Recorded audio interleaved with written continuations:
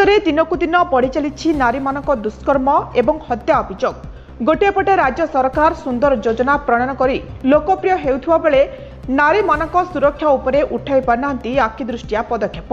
यार ज्वलंत उदाहरण हेउछि निकट अतीत घटिथिबा ममता मेहर हत्याकांड, जेउथिरे गृह राष्ट्रमंत्री कैप्टेन दिव्यशंकर मिश्र जड़ित बोली विरोधी बीजेपी और कांग्रेस याकू आधार करी आज ओडिशार 314 ब्लॉक रे गृह राष्ट्रमंत्री कुश पतलिका सहित राज्य मुख्य श्रीजुक्त नवीन पट्टनायक कुश पतलिका दाह करथिले।